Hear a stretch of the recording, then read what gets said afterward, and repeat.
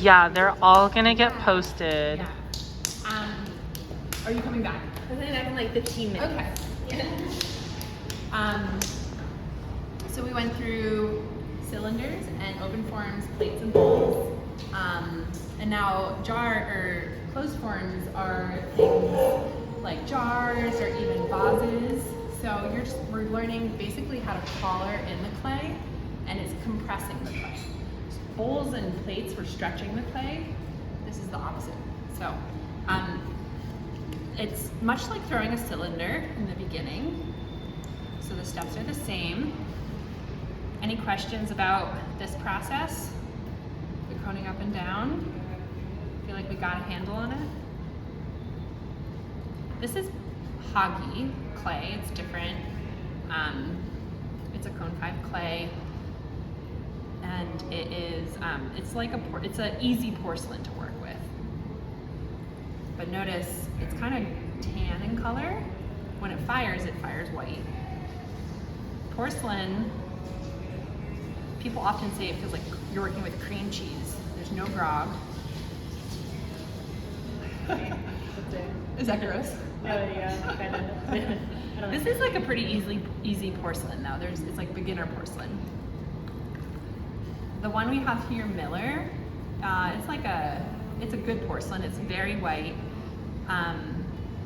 It's a little harder to work with, but why we choose to have Miller is it is translucent when it's really thin. This one's not as translucent. So that's kind of the nice thing about porcelains is if you get them really thin, you can see through them. Okay, cylinder. I'm gonna open up this. I don't know if you've seen me do this. This is what I do in my own practice. I actually use a sponge and open it really wide, like that. That's worth trying out. I have 5 minutes. Oh, okay. And then it's pretty easy to open up your form. I want a flat bottom on this, like a cylinder. I'm thinking jar, or no, I'm gonna make a vase first.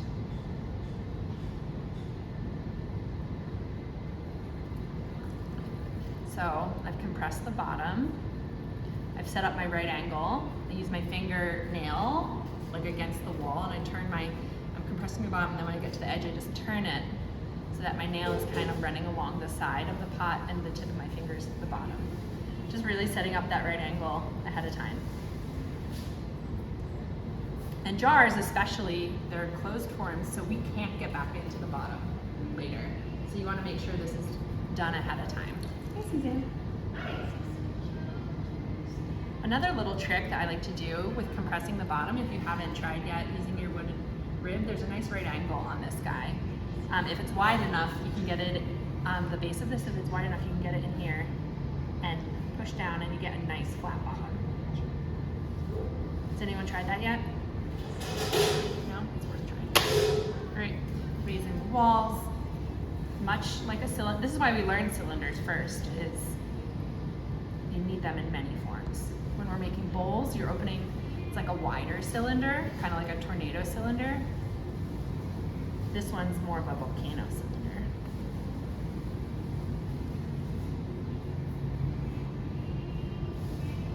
Press your lip. More clay. Porcelain, I like throwing on the wetter side. You'll hear some people say like porcelain you want to throw on the dry side, but that's just how I learned. And so I'm often like soaking up this little puddle that's created in the bottom of my pot. My elbow, this elbow is like in my hip joint, and it's even crunching it in on it. So it's not moving, it's really stable. Pushing up on my inside hand. My inside hand is slightly above my outside hand. Cylinders. So this, right now, the inside shape pretty much goes straight down. So if you imagine it's going straight down, and then this is all extra clay here. I want to try and use the clay, especially when you're using, like porcelain's a more expensive clay. I want to use it as efficiently as possible. So I'm pushing up on that skirt.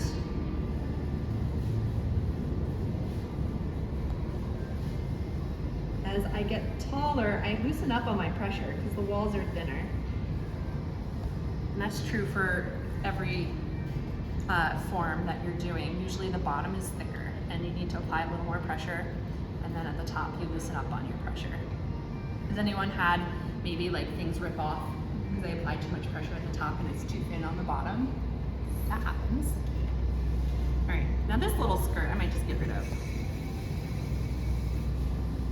Use this guy, you can use this guy even to just clean it up.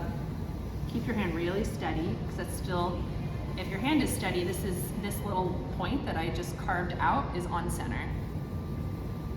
But if this hand is moving, and even look, my hand's like all the way at the tip, I'm not holding this thing back here, choked up on it, maybe even using my two hands.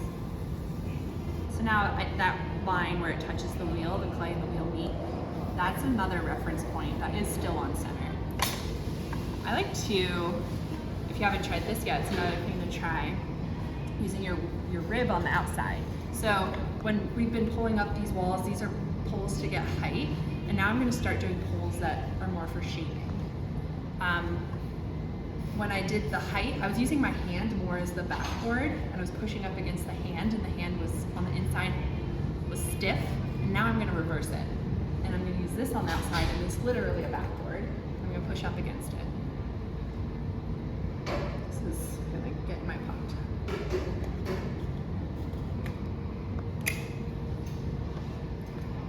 Make sure it's wet. It's not wet on the inside. So if you ever feel your hand like skipping, has anyone felt that? You need to add water. That little skipping that's happening, it means it's dry, and that little skip is knocking you off balance. So always just apply some water if you feel that. Even if you're like midway through a pull, just stop, let go slowly, and apply some water. Right, so now I'm pushing up against the rib on the outside. Hanging out at the bottom. I'm going to start following. My hand on the outside is not moving at all because this rib is pretty tall. Can you guys see? I'm sorry, my body's in the way probably. And then once it gets to the top of the rib, I actually change the angle of it and come in. These are some level up tips.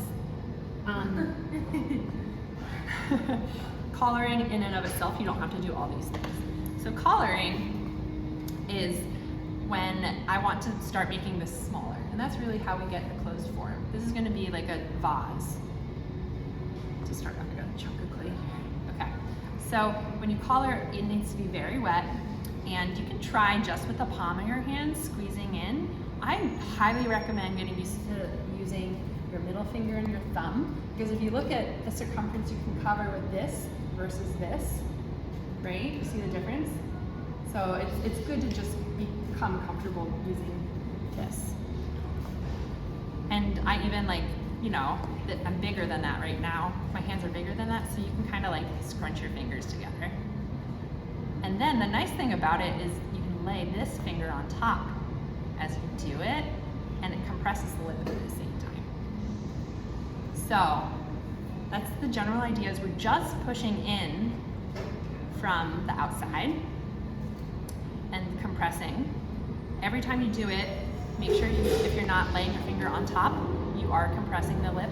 Often in the beginning you're gonna see you get these little ripples. That happens if our clay is too saturated.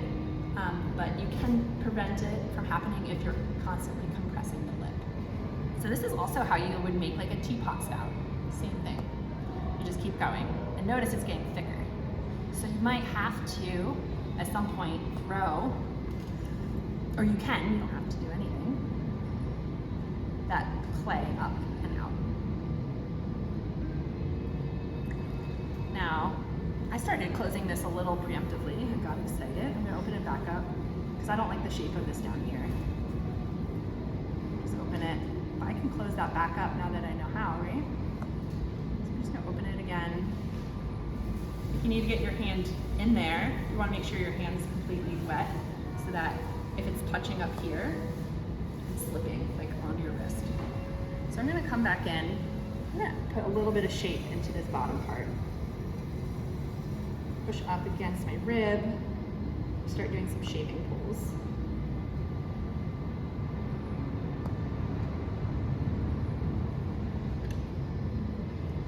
come back, do that again.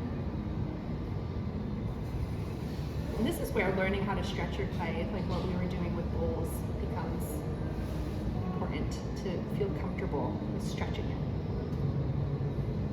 I like that shape a lot better.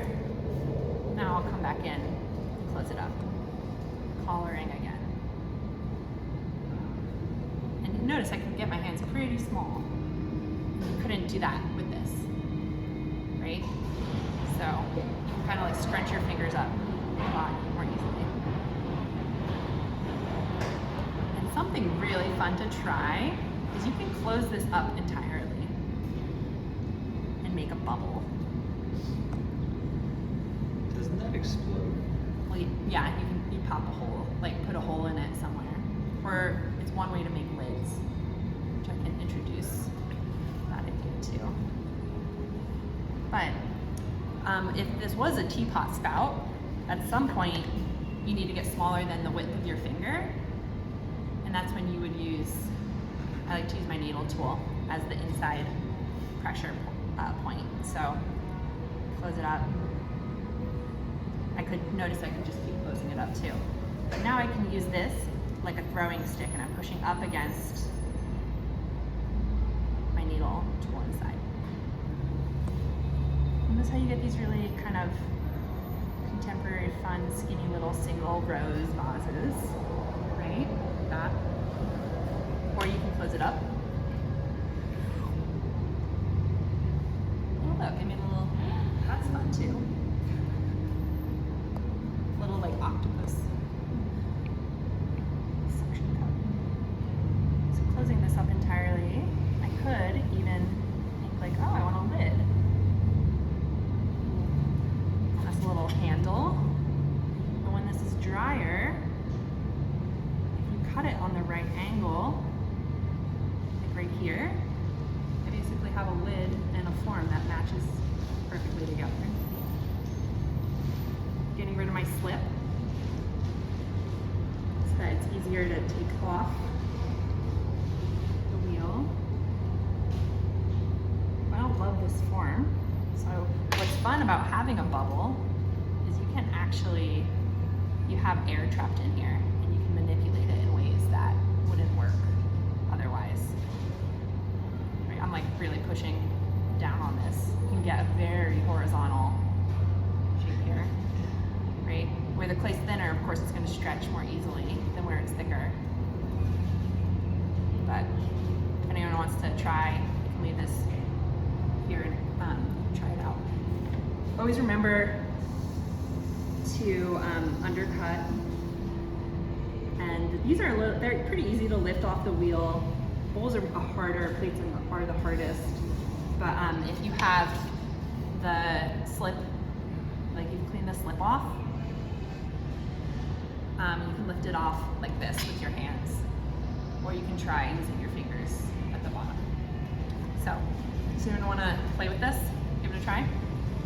I'll leave it here.